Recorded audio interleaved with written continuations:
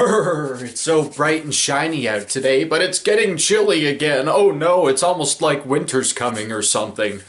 Uh, Enough with the politics for a bit. Let's talk about 10 random movies again. I don't even know what number I'm at with the making of these anymore. What am I doing with my hands? I don't know anymore. I don't know.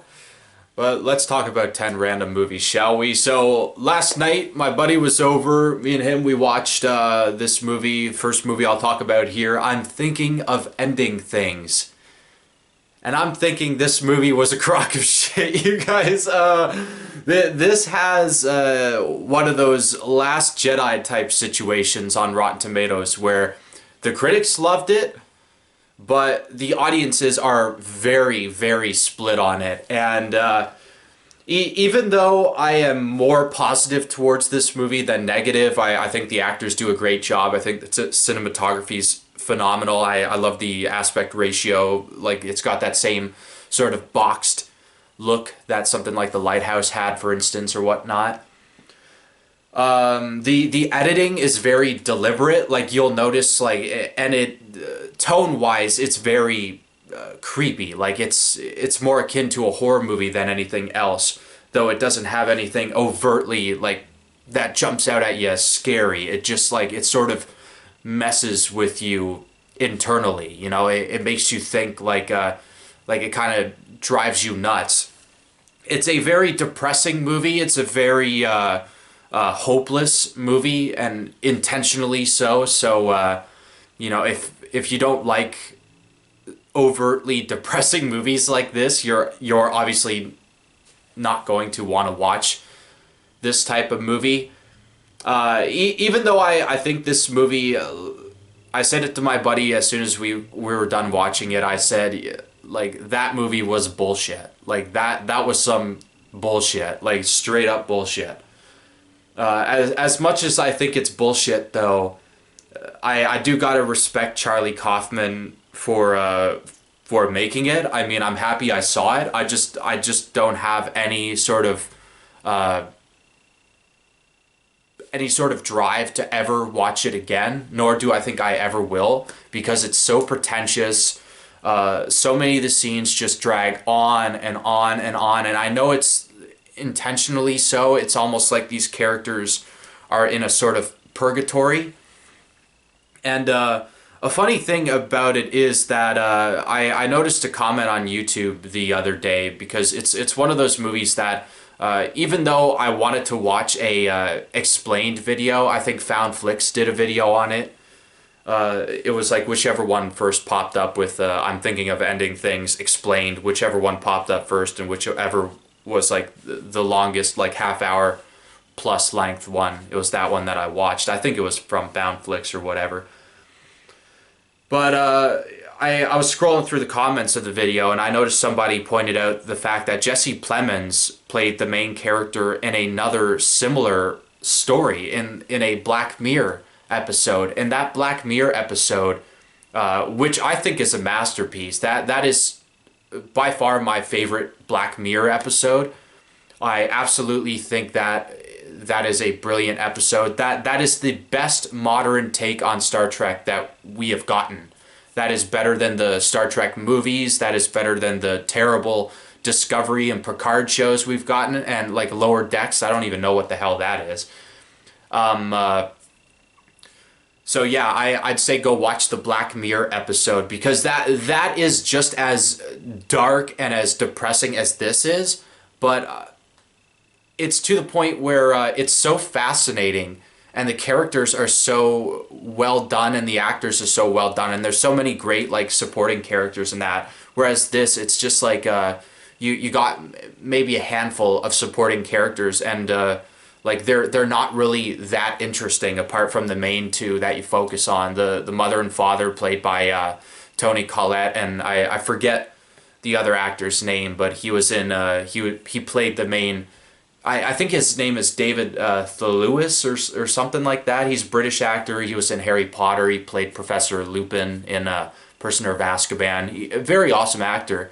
I liked him and Toni Collette in this movie, but their characters don't really have much depth, and that's intentional, of course. Without spoiling anything, I don't want to give anything away when it comes to this movie. I would recommend seeing this movie, but don't hate on me if you hate this movie, because it's one of those very polarizing movies that you're either gonna love or you're gonna hate. And I'm a bit of both. Like I kind of love this movie, but at the same time I really kind of hated it. It does a lot of harebrained, stupid things, and immediately what came to mind is like I thought this was like a low rent version of a David Lynch film. It literally felt like Charlie Kaufman decided to watch a bunch of David Lynch movies in a row, and he decided, hey, I'm gonna make a movie based off of like how this guy writes a script and how this guy makes his movies. And it didn't feel authentic to me. It felt very pretentious throughout. There's a lot of long-winded dialogue scenes. And again, my buddy made the argument that it's intended to be that way, but you know, again, that to me that's no excuse for the overwhelming abundance of just because it over explains it to the point where it removes the mystery from the movie. Like the mystery to this movie, and him and I both like got what the mystery was going to be by around like the half-hour point, I think, like, because it's pretty obvious if you don't really get what's going on at a certain point, like then you might just be like clueless as to what the hell is going on by the end of this movie. But I would kind of call it smart, but at the same time I think it's taking itself way too seriously in that it thinks it's a lot smarter than it actually is. Me and my buddy were talking about like Mulholland Drive and Lost Highway by David Lynch after having watched the movie. And I think those are phenomenal movies, especially when compared to this, because those movies, the mystery remains, you know, nothing is concrete in your mind. You can have some sort of like fabric of an idea of how it goes, but there will always be something that makes you doubt what you think. And you got to sort of look at things like from like a more imaginative, different perspective, if you will. So yeah, like this is just the second movie in a row from Charlie Kaufman that I absolutely hated. I mean, like, well, I shouldn't say absolutely hated. I mean, I just like was polarized by this. I definitely like this more than Anomalisa. I thought that movie was garbage. I thought it was well made garbage, mind you, but just like I'm thinking of ending things, I thought Anomalisa was so pretentious, so preposterously pretentious. And it entirely hinged on the fact that the production behind that movie was so well done. But I hated the main character of that movie. And in this movie, it's just you kind of want to like the main characters. I mean, like, because at first you're like, okay, who is the main character here? But like, you know, and when you finally do get the twist going, and the best part about the movie, in my opinion, is all the stuff that takes place in the house. Like when you get the scenes with David and Tony as Jesse Plemons' characters. I think his character's name is Jake, if I recall. But as soon as you get them as the parents, then you get some like really eerie stuff, and a lot of that has to do with the editing, with the set design, with some of the creative visuals and whatnot. Like it's very, very reminiscent of something from David Lynch, and you know, with having that constantly pop up into my mind, I was like, man, I really wish this was better. I really wish this was a better movie. But at the end of the day, I just thought it doesn't have that much substance. Like it just presents itself right away to you, and by the end you sort of kind of get it, and you'll discuss it with your buddy or buddies afterward. And it's going to be one of those fun movies like to watch with friends and family. I'd say like if you're going to watch this, maybe don't watch it alone. Maybe watch it with people. That way you guys can actually have a discussion about it at the end. Because I probably would have said I outright hated this movie if I watched it by myself. In all honesty, because like it is just a miserable experience. And yeah, it reminded me of a bunch of other movies that are so much better, because like what one of the aspects about the movie is this guy's obsession with movies. Uh, so yeah, I feel like I'm maybe over explaining things, so I guess I'll leave it there. So if I was to rate this movie, I'd give it like a 6 out of 10 or something. I still think it's a good movie, but it's one of those good movies that just frustrates the hell out of me. Like, and I do feel bad, like, because I give a movie like this 3 out of 5, 6 out of 10. Meanwhile, I also give a movie like Bloodshot a 6 out of 10, 3 out of 5, because the difference is that a movie like Bloodshot knows exactly what it is. It knows it's dumb. It knows it's brainless entertainment, and it lives up to that. Like, it goes by in a snap. The action sequences are fun. And it gets the job done. Whereas this, I mean, it's sort of similar in that sense. It's like it's trying to do these grandiose things, but it doesn't reach that grandiose level that it's like masquerading. It's pretending to be. And yeah, so yeah, 3 out of 5, 6 out of 10 for I'm thinking of ending things. I really wish I liked this movie more than I do, and maybe I will like it better the more I sit and ponder on it. But I don't know. I've genuinely seen better movies that have like similar themes as this. Like, and again, I don't want to get into spoilers, but it is a fascinating movie. I'd say definitely check it out with people, but don't blame me if you and a group of friends are fuming after having seen it, because it is very pretentious, and quite honestly, at 2 hours and 15 minutes long, I was telling my friend last night, I felt like it could have removed a good half hour, and I would have liked it at least a step or two more, because it's just way too long. It felt like 3 hours to me. I was yawning throughout. I was just like rotating around in my seat. I was getting so bored by a certain point. But hey, again, that is the point of the movie, to sort of make you uncomfortable, clearly. But it's not my forte, and I've seen better films that have made me uncomfortable, that actually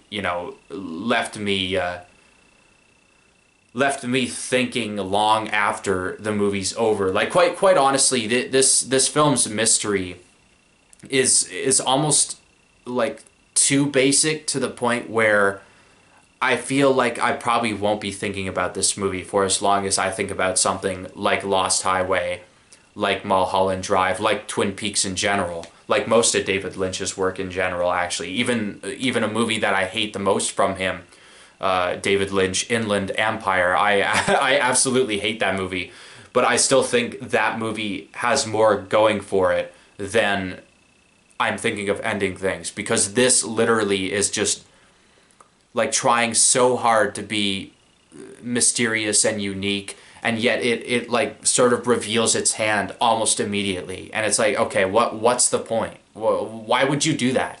Like, you should have left this more ambiguous rather than just throw it all out at us. And I feel like when movies like try to do something obvious like this, I feel like they, like a guy like Charlie Kaufman is really just saying fuck you to his audience with a movie like this. I genuinely feel like, and that's genuinely what I hated about this movie. I just kept getting the sense that this guy's an asshole, and this guy thinks his fan base are just a bunch of morons.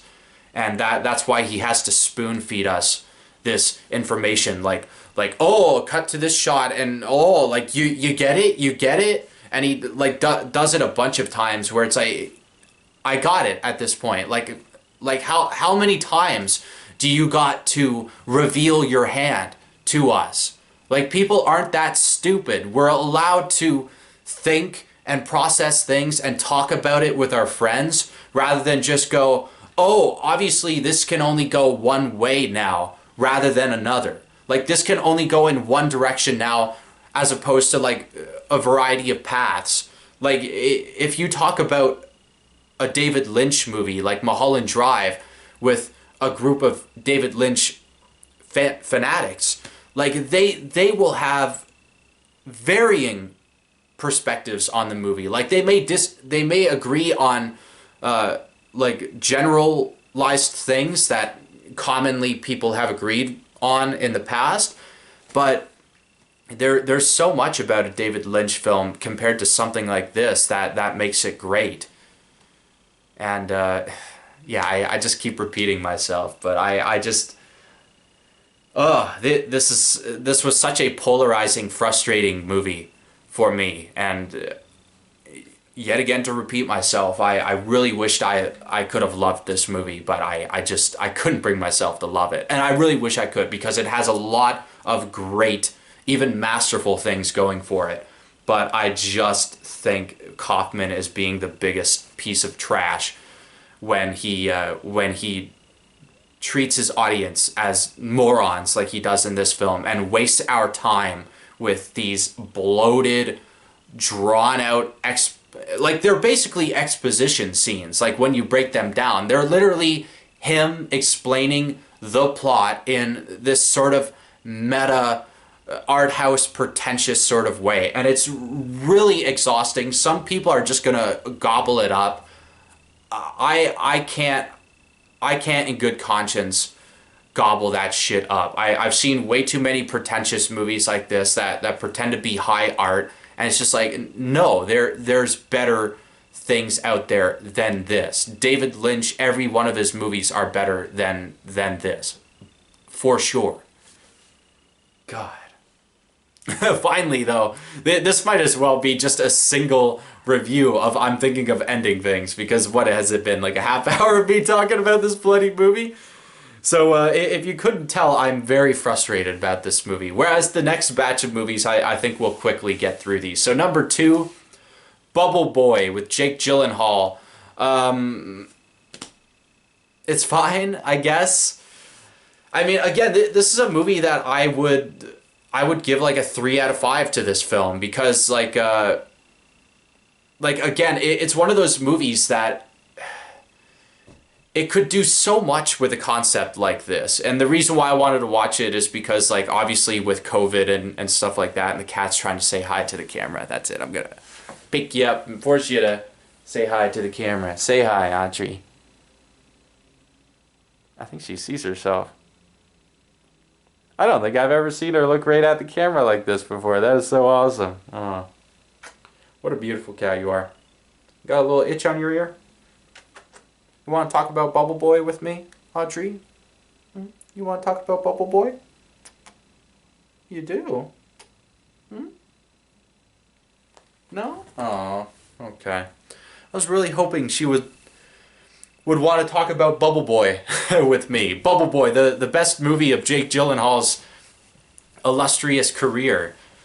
Yeah, this movie, I mean, it's oddly charming in a weird way, and just like I'm thinking of ending things, this movie, I couldn't help but think of John Waters throughout this. I don't know if he had a hand in making this. I didn't look closely enough at the production credits or whatnot. I know he wasn't the director. I think the director was a woman. Her name may have been like Deborah or Debbie or something like that. I don't remember.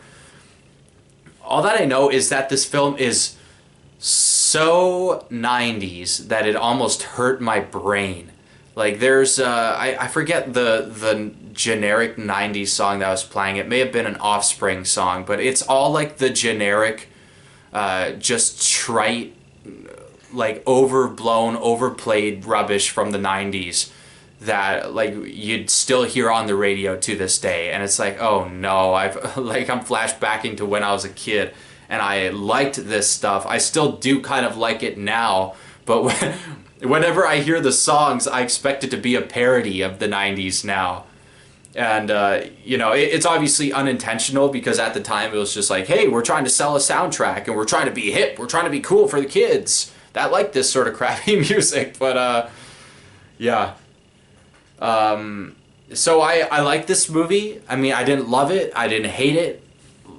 So yeah, it's just one of those bland movies. It's one of those like movies that I would give a positive score, but I guess I'm leaning more toward like a 5 out of 10 for this movie because like it just doesn't like it feels like if they were to remake this movie, they could do it so much better. Like I don't know what it was about this movie, but I kept thinking like this could be so much better with a better, more competent filmmaker than whoever made this. I mean, because it's just there's something that's so pedestrian and so like it tries to be weird, but it feels like phony, sort of weird.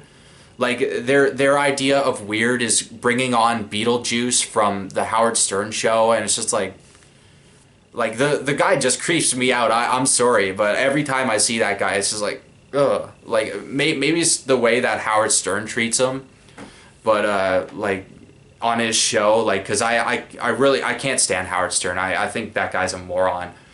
But and a sellout as well. He used to be so controversial, and now he's just like so neutered and like forget about him, man. I can't stand Howard Stern. I don't think I ever really liked Howard Stern. I kind of like him for the fact that he like gets a bunch of celebrities on to do a bunch of these like raunchy interviews, but I don't know. I think he's kind of a douchebag in general. So yeah, the Bubble Boy. I mean, it has some fun cameos. Like my favorite parts about this movie were Danny Trejo and what's his name, Zach Galifianakis pops up in this movie. They're both easily my favorite things about this movie. The rest of it was just so generic. From the stupid romance story that you can tell from a mile away exactly what's going to happen. I'm so sick and tired of seeing movies like this where it's just so bottom of the barrel, no effort, no like sort of twist. Like this movie, it reminded me of John Waters. Like I think John Waters did this movie. I'm pretty sure he did the Johnny Depp movie Cry Baby. I'm pretty sure that was a John Waters movie, and if I'm mistaken, then sorry about that. But I liked Cry Baby so much better with Johnny Depp than I did Bubble Boy. That movie was so much more because it sort of like did that like sort of twist, that subversion halfway through the plot of that movie. I don't want to spoil Cry Baby because this isn't a review for that movie, but I would definitely recommend that movie. Like hell, I'd recommend any John Waters movie over this. This feels like yeah, I think I'll say that. Like I'll change my score to a 5 out of 10 because this is like definitely I cannot in good conscience say that this is on par with I'm Thinking of Ending Things. As frustrating as that movie was to me, at least it got me to think. At least it was fun to discuss that movie. Whereas Bubble Boy, it's just like I'm literally struggling to remember what the hell happened. Literally, the only things I remember about it mainly are Danny Trejo and Zach Galifianakis for their great sort of cameo roles. Danny Trejo has a more like consistent role throughout, but Zach Galifianakis is very funny in his cameo. He's great, and you know, and I got to give credit as well where it's due. I think Jake Gyllenhaal is very charming in this role as well. Like he is definitely the one that holds this movie together because the writing is so generic, the direction is so generic, and the CGI at some point. I'd love to see Corridor Crew break down some of the CGI shots in this movie because there's a shot at the end where the Bubble Boy is like underwater and he's going down, and it's like the fakest looking thing I've ever seen since there's this shot from Escape LA where like they're going like and it's like this wasteland shot, and it doesn't look too bad at first, but then you notice like on the right side of the screen there's this like sign for LA that says like whatever population whatever, and it's just it's not aligned with the sign. It's like this, the sign's like this and the lettering's going like in that direction. Like it's so like it's so weird to describe it, obviously, with using my hand. But I'd say check it out for yourselves and see what I mean, because Escape from LA, I think that's a fantastic movie. I actually really love Escape from LA. And I think the crappy CGI in that movie kind of like it kind of like works in its favor, because it kind of feels like a parody of like every sort of genre action movie like that, with like this badass lead character who is somehow like always getting his ass kicked, and yet like he always finds like some convenient way to get out of it, because oh no, it's Snake Plissken, he's the badass. How'd I go from Escape from LA to, or Bubble Boy to Escape from LA? I have no idea. Oh yeah, the bad CGI shot. I would love Corridor Crew to talk about that CGI shot. Like, it's near the end of the movie. I think he like falls out of a plane and then he's like goes down a waterfall, and it's this like shot of him underwater, and I forget what happens. It looks so terrible. Like, I literally couldn't tell what the hell I was looking at a certain point. I'm like, what is going on here? This is bad. Bad, very bad. So I've overextended my conversation, or talking about Bubble Boy of all things. So next movie, number 3, is called My Bodyguard. I think this was an 80s movie. It's got Matt Dillon in it, and what's his name? Adam Baldwin, one of the Baldwin brothers, who's in Firefly and Serenity. And I forget the kid's name, but the main kid in this has got like a cool last name of some kind. I really wish I remember what it is, and I'm not gonna edit this video because screw it. Like I love these long form conversations where I can just talk to the camera, and it's always a pain in the ass having to edit the video, and then like you know, I'm making excuses for myself again, but I don't care. So number 3, My Bodyguard. This is an 80s movie, I think. Oh yeah, it's got Joan Cusack in it as well. She's like very like, oh my god, I'm like, whoa, like they she's yeah, she's rough on the eyes in this movie, to say the least. I mean, maybe it's the braces, maybe it's the fact that her skin is so white, it makes the white side of my face from the light here look look dark by comparison. I mean, gosh, I look like Two-Face in this sort of light, man. I should have thought about this more. I should have thought about this better, darn it. Especially when I sort of smile like that. I got this like line down my head there. Dear God. So My Bodyguard, this was a damn good movie. I really was happy that I saw this movie. And the reason why I watched it was because on Facebook there was some like sponsored movie channel.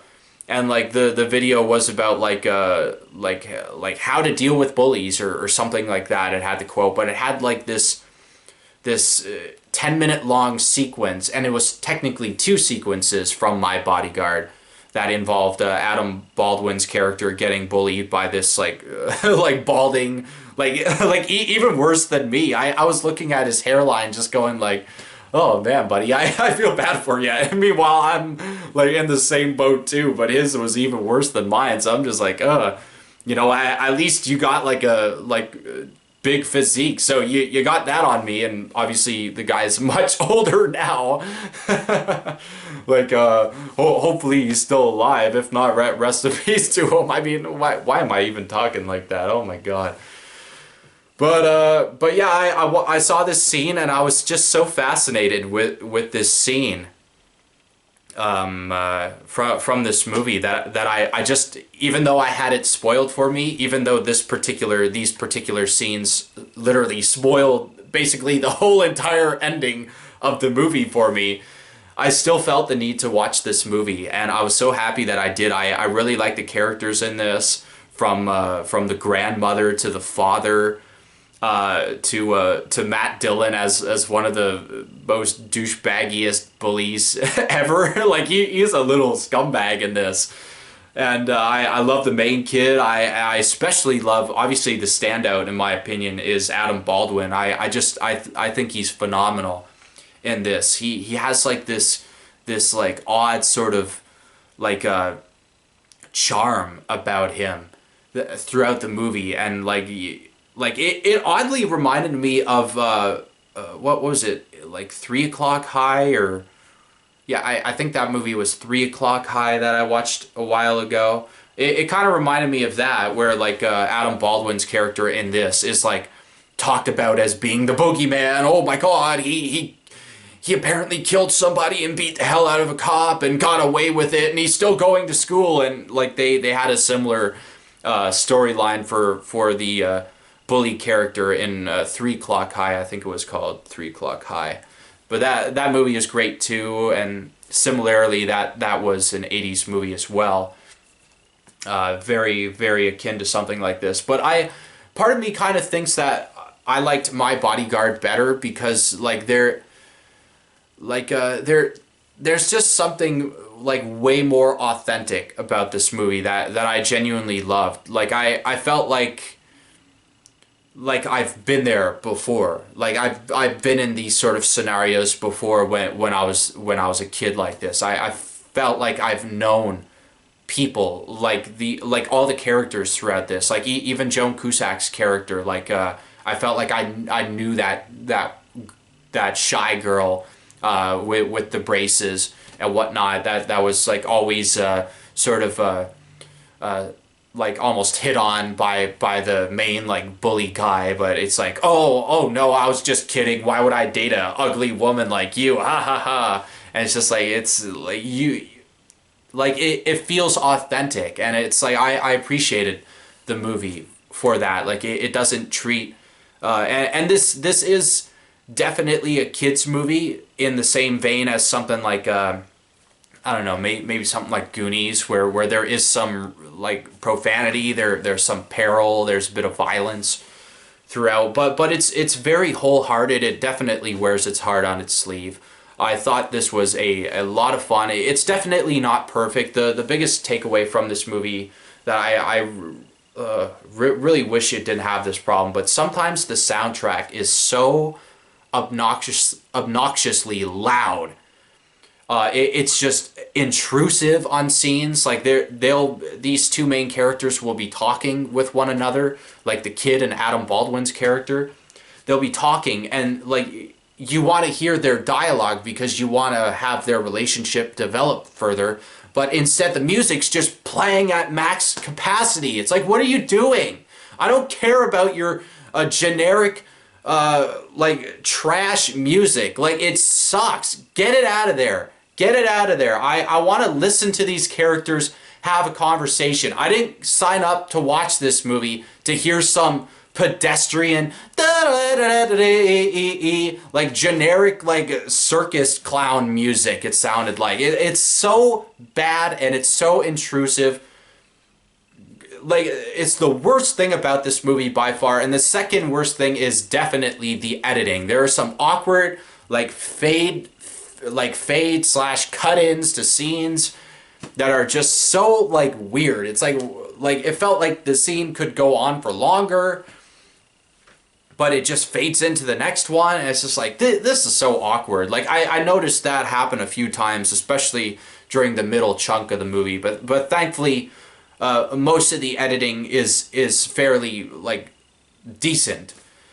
But like especially in the middle chunk, I started to notice it was like, why are you like doing these awkward transitions? And it's just like it felt so amateurish to me. And other than that, like I don't really have much of a problem with this movie. If I was to rate this movie, I'd give it a solid 9 out of 10. I really wish I could give it a 10 out of 10, because I genuinely think this is a underrated like I'll go as far as to call it an underrated masterpiece. I don't think it's perfect by any stretch, but I think it is one of those movies that majority of people will genuinely be happy that they saw. And I'm genuinely happy I got the chance to finally see this movie. I wish it was a staple of, like, I wish it was more known as a childhood classic, like 80s childhood classic up there with stuff like E.T. and whatnot. But I'm happy to have discovered it. It's sometimes you got to dig deep to find a classic movie like this. But I cannot stress enough. I was so happy I got the chance to see this movie. I think it's a wonderful film with a wonderful script, wonderful characters, wonderful acting, wonderful direction, and even though it's only a 9 out of 10, not quite the 10 out of 10 that I wanted to rate it because of that editing and the god-awful music, I would still highly, highly recommend this to everybody watching this right now. So moving on now to something that I can't in good conscience recommend. Number 4, Loaded Weapon 1.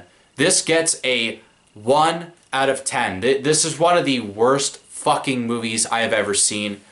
And I won't lie to you guys, I turned this movie off almost immediately. I thought it was just terrible. Just absolutely terrible movie.